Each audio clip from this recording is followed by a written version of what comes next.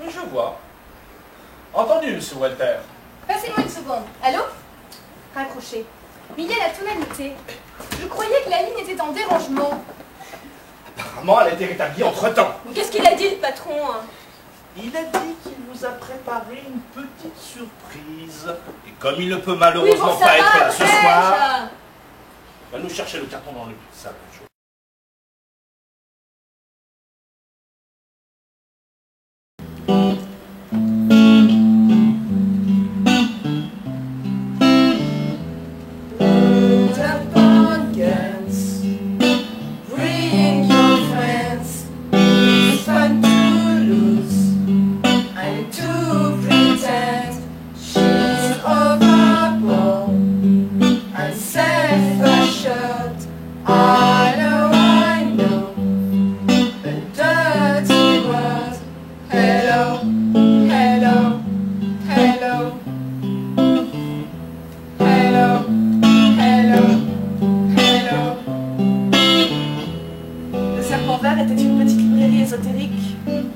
Dans la vieille ville de Dunkerque, j'ai travaillé tous les jeudis après-midi. Aki est entré un jour de janvier. Il faisait très froid dehors et il portait un long manteau avec un col en fourrure de renard. Quand j'ai vu ses yeux, j'ai eu comme un flashback. 5 mois auparavant, au cours d'une promenade dans une forêt suisse, j'avais vu sur le chemin un renard complètement immobile qui me fixait tranquillement. On s'était regardé pendant à peu près 30 secondes, puis il était tout aussi tranquillement reparti dans les bois. Aki avait exactement le même regard que ce renard. Quand je lui ai dit, il a souri. Il cherchait un livre sur les contes de Gascogne. Nous avons parlé des animaux dans les contes populaires. Il disait, l'être humain ne descend pas de l'animal, c'est le contraire. Ce sont les animaux qui sont issus de l'homme. L'homme a dû attendre très longtemps avant de pouvoir s'incarner sur la terre, alors il a envoyé certains aspects de sa nature en éclaireur. Ces parties détachées se sont densifiées dans les différentes formes animales. Les animaux sont en quelque sorte des êtres humains ensorcelés. C'est de ça que parlent nos contes populaires. C'est pas seulement symbolique.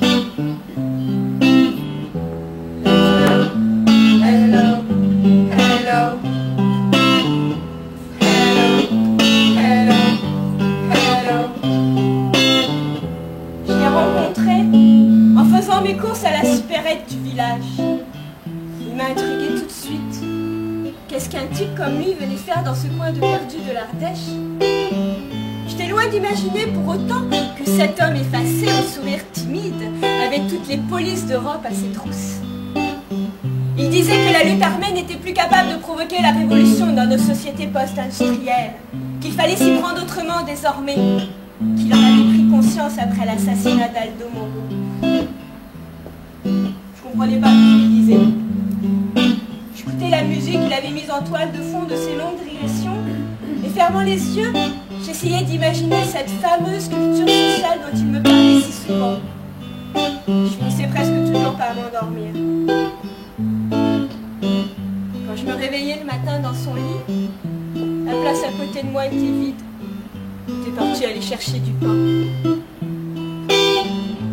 Pendant ces quelques semaines d'été qu'on a passées ensemble, qu'il a eu l'idée de se dénoncer lui-même. Quand les flics sont venus le chercher, il m'a dit sur ce ton qu'il avait et qui m'avait toujours agacé parce que je ne savais jamais s'il parlait sérieusement ou s'il se foutait de ma gueule. N'oublie pas, Marguerite, la révolution sia molle.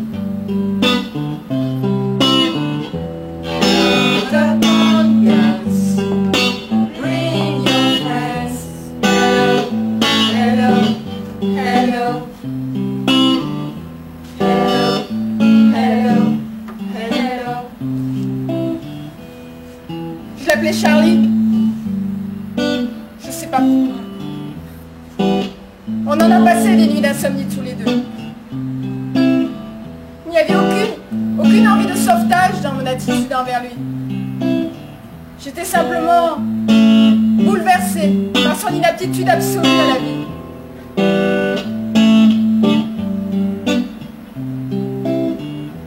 Même envers moi, il a toujours clamé son innocence. Mais quand il me regardait, je lisais dans ses yeux. Laisse tomber, bébé. J'ai pas envie d'en parler. Quand j'entrais de chez lui, ses phrases résonnaient en moi comme une petite musique triste. Et quand épuisé, je m'allongeais enfin sur mon lit. Le téléphone sonnait.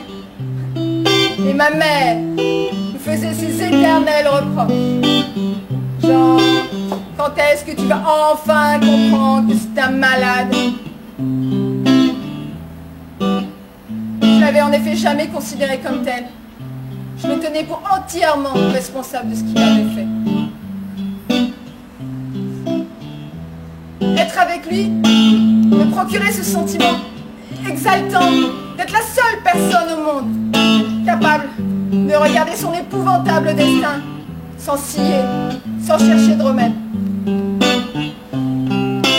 Lights out, this is dangerous. Here we are now, entertain us. My mulatto, my albino, my mosquito, my libido. Yeah.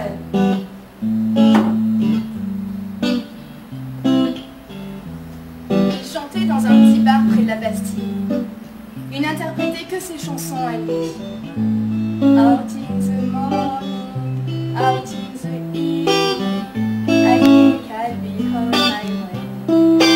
Quand il avait fini, il commandait toujours un cidre brut et une tarte tatin avec beaucoup de crème. Il disait que le rock n'était pas un style musical, que c'était le langage universel de notre époque, que ça permettait à toutes les cultures de s'articuler et de se comprendre. Il disait que l'écriture venait de la musique, qu'il y avait d'abord la musique, ensuite la musique des mots, et que le sens ne s'en dégageait qu'à la fin. Il disait qu'il n'aimait pas commenter ses textes, qu'il laissait ça aux critiques rock, que les critiques rock étaient tous des auteurs, compositeurs, interprètes frustrés. La la la la, la la la la, la la la la, la la la.